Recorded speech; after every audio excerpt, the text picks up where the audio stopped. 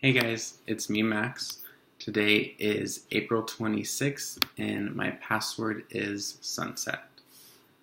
My mission in life is not merely to survive, but to thrive, and to do so with some passion, some compassion, some humor, and style.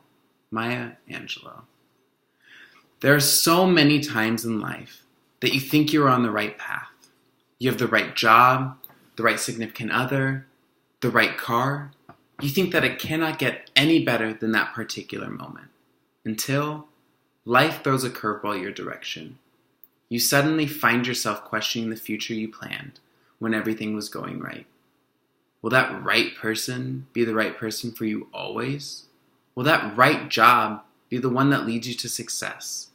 Sometimes the overwhelming idea of what is right can overwhelm you, can consume you.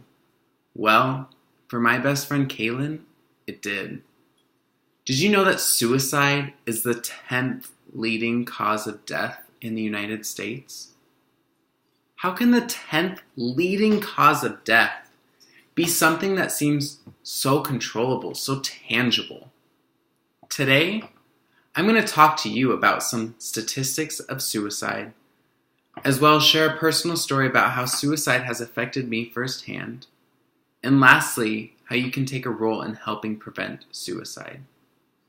As I stated, suicide is the 10th leading cause of death in the United States. When I think about death, I think about accidents or sickness. I think about gun violence or cancer.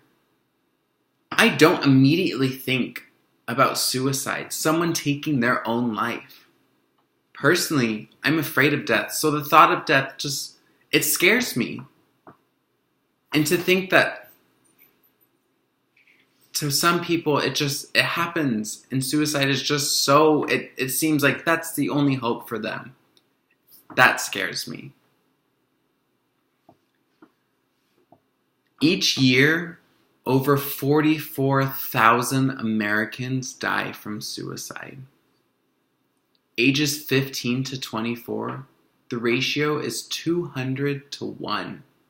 However, as the age increases and you become in the elderly ages, the ratio statistics become 4 to 1. For every 4 elderly, 1. It's an astonishing ratio. Under the age of 34, suicide is rated number 2. Number 2 of deaths in the United States, with unintentional injury being number 1. Meaning a complete accident is number 1, but something so controllable is number 2. 40% of people who have committed suicide have already attempted. Meaning before they were successful, 40% of them had already done it before. Well, have tried to do it. 40%. Meaning they were given a second chance, and they still felt like that was their only option. Now that I've given you some statistics, let me share with you how those statistics became something that follows me in my everyday life. As you guys know, I work at Starbucks, and I met a lot of people through that job. My best friend that I met, her name was Kaylin O'Hara. And she was someone that I knew she'd be in my life forever. She had this personality that was so addictive. You just had to smile when you were around her. There was no bad days when Kaylin was there. Everything was just so fun when she was around. The more I hung out with her, the more I got to know her.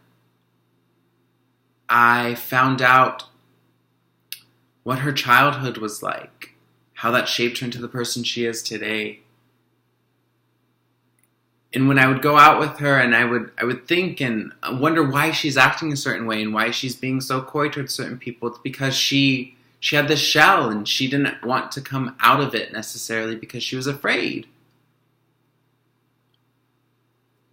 But when she knew you, she didn't care. And she had this smile about her, this laughter, and she embraced it. She embraced all of it. And it was amazing. The fact that this one girl could have such an impact on my life.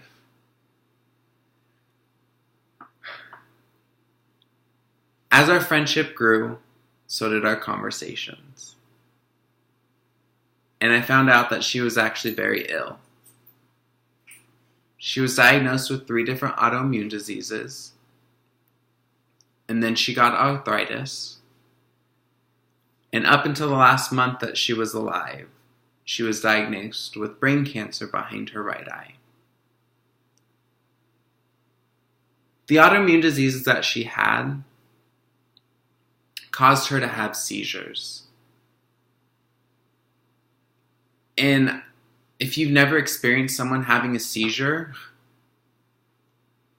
you feel helpless in a way. You feel like, what am I supposed to do? And that's how I felt so many times when it would happen. I felt like, what am I supposed to do? I want to help her. I want to help, and I want her to not struggle. But in the same sense, I don't know what I can do. I don't know how I can help. I don't know what else I can do besides take her to the hospital to call 911. And that was the case so many times. Well, one day I got a phone call from her, and her grandma had passed away from breast cancer. And knowing her grandma was her best friend. Her grandma raised her. Her grandma was her confidant.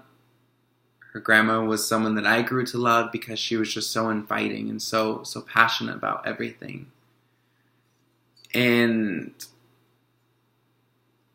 when I realized that,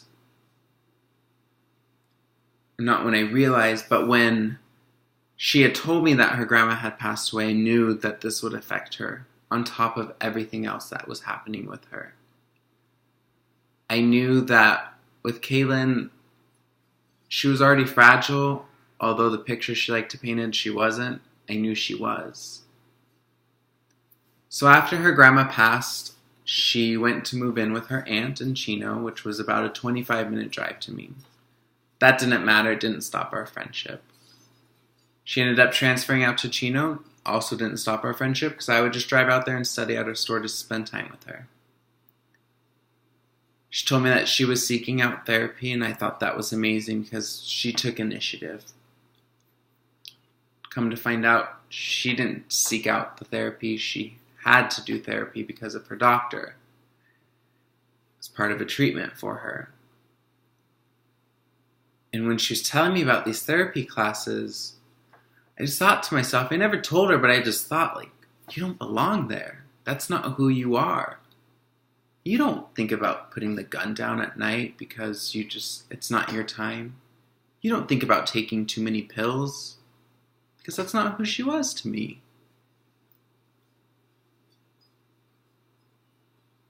But then one day I got a phone call saying that I needed to come down because something was wrong with Kaylin. And I immediately rushed down to the hospital to find that she had overdosed on medicine and basically put herself into an induced coma. And if it's never happened to you, the feeling that I can only describe is you just feel so out of body. You feel like you just don't have feelings in that moment. When someone you love is dying, there's no feelings to be had.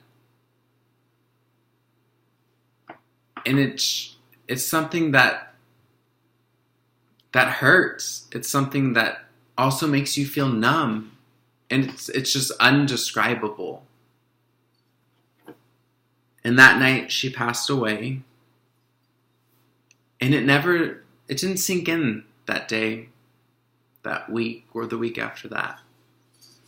Sank in about a month later, when I finally realized that when I woke up I couldn't text her. couldn't call her. That she wasn't just sick, she wasn't here.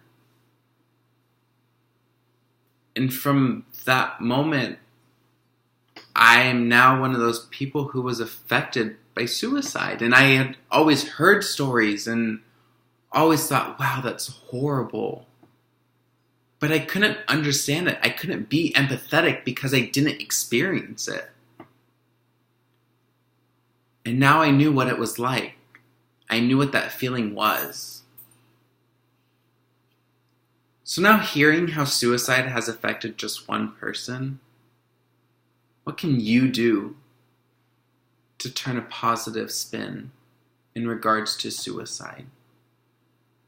Many people have heard about a walk for breast cancer or different things like that.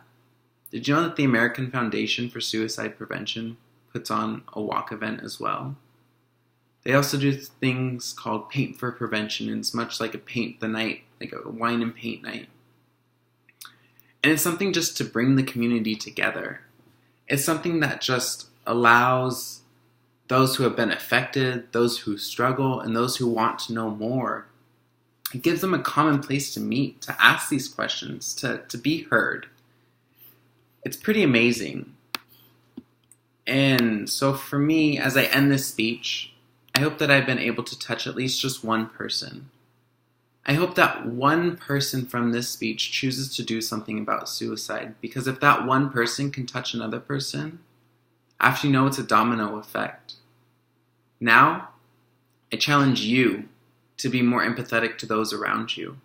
Challenge you every day to be that support for those who feel no support at all.